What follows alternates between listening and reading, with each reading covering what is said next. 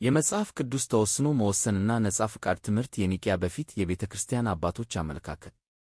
ክፍል 1 የመጽሐፍ ቅዱስ መሠረቶች። ምዕራፍ 1 ተወስኖ መወሰን በመጽሐፍ ቅዱስ ውስጥ የብሉይ ኪዳን ሥሮች፣ የእስራኤል መምረጥ፣ የእግዚአብሔር ልዑታዊ ተግባሮች። ክፍል 1 የመጽሐፍ ቅዱስ መሠረቶች።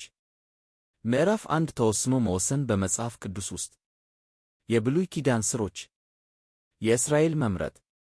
ዘዳግም 7:6-8 የተወስኖ መወሰን ጽንሰ ሐሳብ በመጀመሪያ በብሉይ ኪዳን ውስጥ ያለውን ሥሮቹን ያገኛል። በተለይም እስራኤል እንደ እግዚአብሔር የተመረጠ ሕዝብ መሆኑን በዘዳግም 7:6-8 በግልጽ ያሳያል። ይህ ጥቅስ እንዲህ ይላል፣ ምክንያቱም እናንተ ለእግዚአብሔር አምላካችሁ ቅዱስ ሕዝብ ናችሁ። እግዚአብሔር አምላካችሁ ከምድር ፊት ላይ ካሉ ሕዝቦች ሁሉ ለመልካም ሀብቱ ሕዝብ እንድትሆኑ መረጣችሁ። እግዚአብሔር በእናንተ ላይ ፍቅሩን ስላደረገና መረጣችሁ ቁጥራችሁ ከሌሎች ሕዝቦች ይበልጥ ስለነበረ አይደለም፣ ምክንያቱም እናንተ ከሁሉም ሕዝቦች ያነሱ ነበራችሁ። ነገር ግን እግዚአብሔር ስለፈቀደላችሁና ለአባቶቻችሁ የማለውን መሐላ ስለጠበቀ ነው። ይህ ጽሑፍ የእግዚአብሔርን መጀመሪያዊ ተነሳሽነት መሠረታዊ ጭብጥ ያቋቋማል። ይህም የእግዚአብሔር ልዑታዊ ምርጫ በሰው ተግባር ያልተገባ እስራኤልን ከብዙ አሕዛብ መካከል የተለየ እንደሚያደርግ ነው። ለኒቅያ በፊት የነበሩ አባቶች እንደዚህ ያሉ ጥቅሶች ተወስኖ መወሰንን እንደ እግዚአብሔር ዓላማ ያለው ፍቃድ መግለጫ ሆኖ ለመረዳት መጽሐፋዊ መሠረት ሰጥቷቸዋል።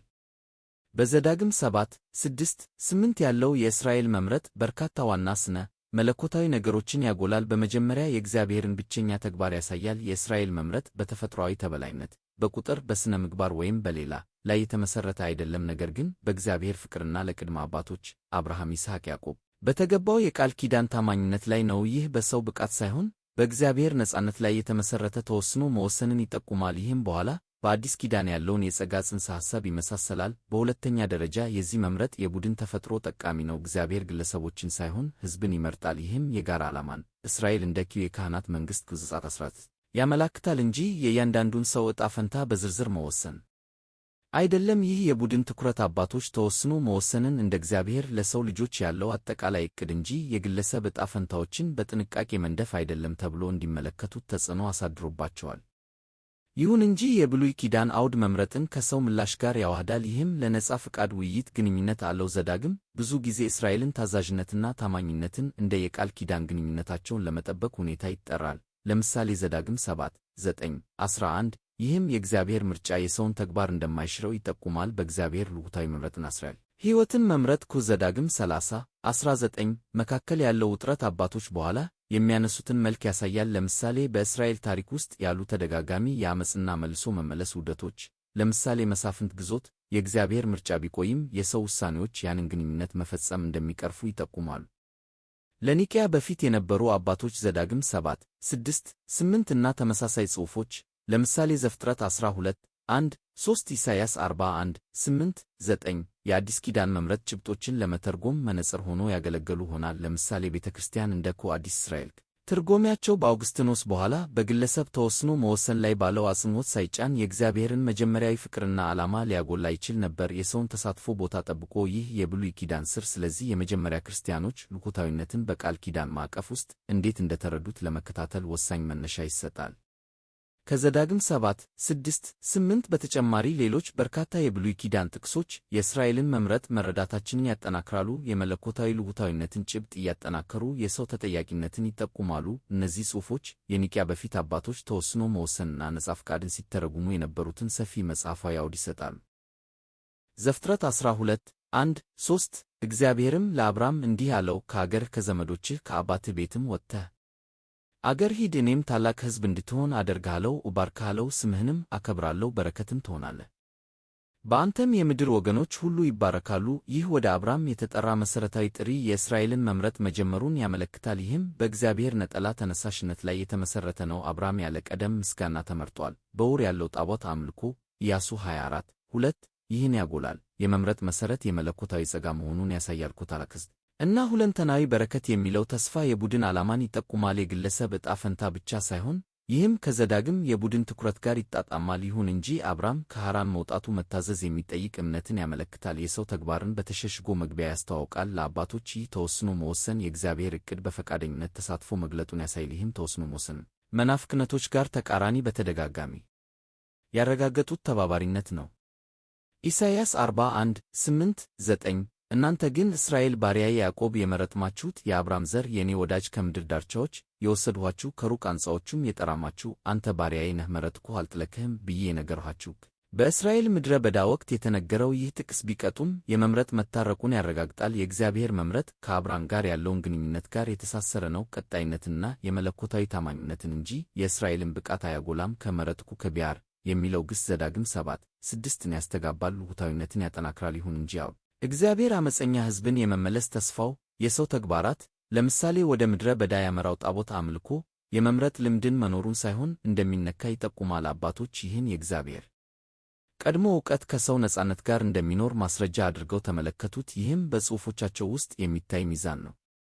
ዘጸአት 19:5-6 አሁንም ድምፄን በእውነት ብታዘዙ ቃል ኪዳኔንም ብትጠብቁ ምድር ሁሉ የእኔ ብትሆንም ከሕዝቦች ሁሉ መካከል የእኔ የተመረጠ ሀብት ትሆናላችሁ፣ ለእኔም የካህናት መንግሥትና ቅድስት ሕዝብ ትሆናላችሁ። በሲና ያለው ይህ ቃል ኪዳን በመምረጥ ላይ ይገነባል። እስራኤልን የተመረጠ ሀብት አድርጎ ይሾማል። ዘዳግም 7:6ን ያስተጋባል። የእግዚአብሔር ሁሉን ፍጥረት የመያዝ ልሁታዊነት እስራኤልን የመምረጥ ነጻነቱን ያጎላል። ይሁን እንጂ ከብታዘዙ የሚለው መደጋገሚያ የቃል ኪዳን በረከቶችን ከሰው ምላሽ ጋር በግልጽ ያገናኛል። ይህ መስተጋብር የመለኮታዊ ተነሳሽነት ከመታዘዝ ጥሪ ጋር መጣመር አባቶች የተጓዙበትን ውጥረት ያንጸባርቃል። ይህም በዮስጢኖስ ማርቲር ነጻ ፈቃድን ለቃል ኪዳን ታማኝነት አስፈላጊ እንደሆነ በሰጠው አጽንዖት ይታያል።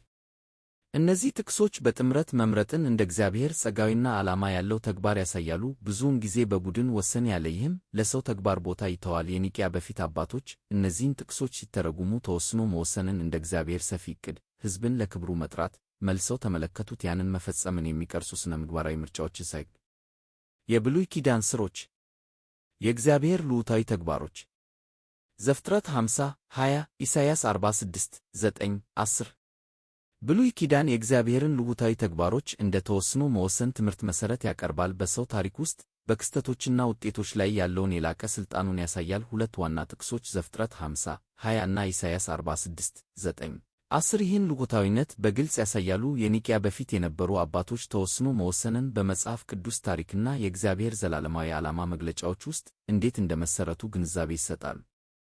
ዘፍጥረት 50:20 እናንተ በእኔ ላይ ክፉ ነገር አሰባችሁ፣ ነገር ግን እግዚአብሔር ያንን ለበጎ አሰበው፣ ዛሬ እንደሆነው ብዙ ሕዝቦች እንዲኖሩ ለማድረግ።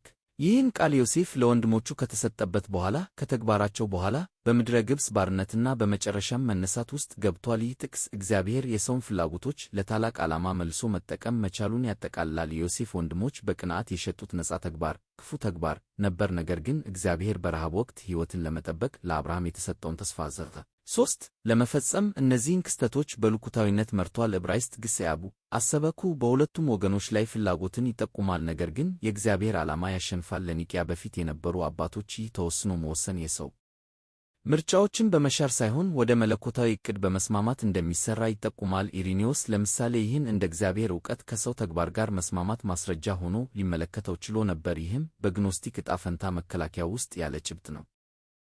ኢሳይያስ 46:9-10 የቀደመውን ነገር አስታውሱ፣ እኔ እግዚአብሔር ነኝ፣ ሌላም የለም፣ እኔ እግዚአብሔር ነኝ፣ እንደ እኔ ያለ የለም። መጨረሻውን ከመጀመሪያው ገና ያልተፈጸመውን ከጥንት ጊዜ መናገር ዕቅዴ ይቆማል፣ ፈቃዴን ሁሉ እፈጽማለሁ ብዬ እላለሁ።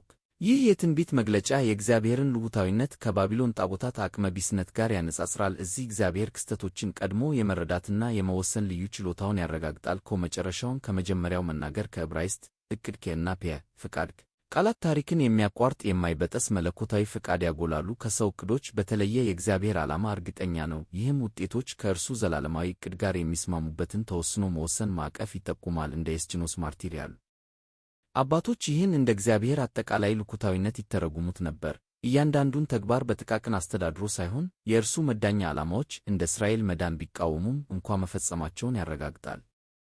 እነዚህ ጥቅሶች የእግዚአብሔርን ልዑታዊ ተግባሮች እንደ ዓላማ ያለውና ከፍ ያለ አድርገው ያስቀምጣሉ፣ ነገር ግን ከሰው ውሳኔዎች ጋር አብረው ይኖራሉ። በዘፍጥረት 50 ውስጥ የዮሴፍ ወንድሞች በነጻነት ይሠራሉ፣ ነገር ግን ምርጫቸው የእግዚአብሔርን ፍላጎት ያገለግላል። በኢሳይያስ 46 ውስጥ መለኮታዊ ቀድሞ ዕውቀት የሰውን ፍቃድ በግልጽ አያስወግድም፣ ነገር ግን ለእግዚአብሔር የመጨረሻ ያስገዛዋል። ይህ ድርብነት የኒቅያ በፊት አመለካከትን ተጽዕኖ አሳድሮበታል። ይህም ብዙውን ጊዜ ሙሉ ዕጣ ፈንታ መከልከል፣ ለምሳሌ ግኖስቲክ ዕጣ ፈንታ ሲቃወም የእግዚአብሔርን ቁጥጥር ያረጋግጣል። ለምሳሌ የሮም ክሌመንት በመለኮታዊ ሥርዓት ላይ ያደረገው አጽንዖት እንደዚህ ካሉ ጽሑፎች መጥቀስ ይችላል። ተወስኖ መወሰንን እንደ እግዚአብሔር ጥበበኛ መምራት እንጂ እንደ ገዳይ ጽሑፍን ይመለከታል። እነዚህ ዘፍጥረት 50፣ 20 እና ኢሳይያስ 46፣ 9፣ 10 አብረው የእግዚአብሔርን ልኩታዊነት እንደ ተወስኖ መወሰን ሥር ያቋቋማሉ። ለአባቶች የመለኮታዊ ሥልጣንና የሰው ነጻነት በእግዚአብሔር መዳኛ ሂደት ውስጥ እንዴት እንደሚገናኙ ለመመርመር መጽሐፋዊ መሠረት ይሰጣሉ። ከዘፍጥረት 50፣ 20 እና ኢሳይያስ 46፣ 9፣ 10 ባሻገር ብሉይ ኪዳን የእግዚአብሔርን ልኩታዊ ተግባራት ተጨማሪ ምሳሌዎችን ያቀርባል። ይህም ተወስኖ መወሰንን ያጠናክራል። ለኒቅያ በፊት አባቶች ስነ መለኮት የተሟላ መጽሐፋዊ መሠረት ይሰጣል። እነዚህ ጥቅሶች የእግዚአብሔርን በታሪክ ላይ ያለውን ቁጥጥር ያጎላሉ፣ ብዙውን ጊዜ ለሰው ተግባር ቦታ በመተው። ይህም በዚህ ጥናት ያለ መስተጋብር ነው። ዘጸአት 9፣ 16 ነገር ግን ለዚህ ዓላማ አስነስቼሃለሁ፣ ኃይሌን እንድታይ ስሜም በምድር ሁሉ እንዲታወጅ ለመሆንኩ። በቸነፈር ወቅት ለፈርዖን የተነገረው ይህ ጥቅስ የእግዚአብሔርን ልኩታዊነት የሰው ገዥን ለክብሩ ሲያስነሳ ያሳያል። ዕብራይስጡ ሄሜድ አስነስቼሃለሁ እግዚአብሔር የፈርዖንን ቦታ በንቃት እንደሚደግፍ ይጠቁማል። ይህም ተወስኖ መወሰንን እንደ መለኮታዊ የክስተቶች ምስጋና ያስተጋባል። ይሁን እንጂ የፈርዖን ተደጋጋሚ ግትርነት አንዳንዴ በራሱ ያስነሳው ዘጸአት 8፣ 15 አንዳንዴ ለእግዚአብሔር የተጠበቀ ዘጸአት 9፣ 12 ውስብስብነትን ያስተዋውቃል። እንደ ኢሪኔዎስ ያሉ አባቶች ይህን የእግዚአብሔር ዓላማ በሰው ምርጫዎች በኩል እንደሚያሸንፍ፣ እነሱን ሳይክድ ልኩታዊነትን የተራቀቀ እይታ እንደሚሰጥ ዕጣ ፈንታን በማስወገድ ተመለከቱት። ዳንኤል 4፣ 35 የምድር ሰዎች ሁሉ እንደ ምንም ይቆጠራሉ፣ እርሱም በሰማይ ሠራዊትና በምድር ሰዎች መካከል እንደ ፈቃዱ ይሠራል። እጁን የሚያግድ ወይም ምን አደረግህ የሚለው የለም። ናቡከደነፆር ከተዋረደ በኋላ ያደረገው መናዘዝ የእግዚአብሔርን ያልተገደበ ሥልጣን ያጎላል። አርማይስጡ ቅድረድ እንደ ፈቃዱ የኢሳይያስ 40፣ 10 የመለኮታዊ ዓላማ አጽንዖት ያስተጋባል። እግዚአብሔር ሁሉም ፍጥረት በመቋቋም እንደሚገዛ ያሳያል። ለአባቶች ይህ ተወስኖ መወሰንን እንደ እግዚአብሔር የመጨረሻ ዕቅድ ሊያጠናክር ይችላል። ይሁን እንጂ አውዱ የናቡከደነፆር ትዕቢትና መጸጸት በዚያ ልኩታዊነት ውስጥ የሰው ተጠያቂነትን ይጠቁማል። ይህም በሮም ክሌመንት ጽሑፎች ውስጥ የሚታይ ሚዛን ነው። መዝሙር 33፣ 10፣ 11 እግዚአብሔር የአሕዛብን ምክር ወደ ከንቱ ያደርጋል፣ የሕዝቦችን ዕቅዶች ያፈርሳል። የእግዚአብሔር ምክር ግን ለዘላለም ይኖራል፣ የልቡ ዕቅዶች ለልጅ ልጆች ይቆማሉ። ይህ የተደረደረ ልዩነት የሰው መሣሪያዎችን ከእግዚአብሔር ዘላቂ ፍቃድ ጋር ያቃናል። ዕብራይስጡ ምክር የኢሳይያስን ቃላት ያስተጋባል። የእግዚአብሔር ፍላጎቶች ሁሉም ተቃውሞ እንደሚያሸንፉ ያረጋግጣል። አባቶች ይህን ተወስኖ መወሰን በልጅ ልጆች ውስጥ መዳንን እንደሚያጠቃልል፣ የሰው ዕቅዶች ነጻ ተግባራት ለመለኮታዊ መዳረሻዎች እንደሚገዙ በዮስጢኖስ ማርቲር መከላከያ ጽሑፎች እንደሚጠቁሙት ተረጉሙ። እነዚህ ጥቅሶች በጥምረት የእግዚአብሔርን ልኩታዊ ተግባራት እንደ ዓላማ ያላቸውና የበላይ እንደሆኑ ያሳያሉ። ይሁን እንጂ ከሰው ውሳኔዎች ጋር ይኖራሉ። የፈርዖን መቃወም፣ የናቡከደነፆር ትዕቢት፣ የአሕዛብ ሴራ የእግዚአብሔርን ውጤት ሳይቀይሩ ሂደቱን ይቀርጻሉ። ይህ መስተጋብር የኒቅያ በፊት አባቶች ዕጣ ፈንታን ውድቅ ሲያደርጉ የመለኮታዊ ቅድሚያን መጠበቅ መረዳታቸውን አስተውሏል።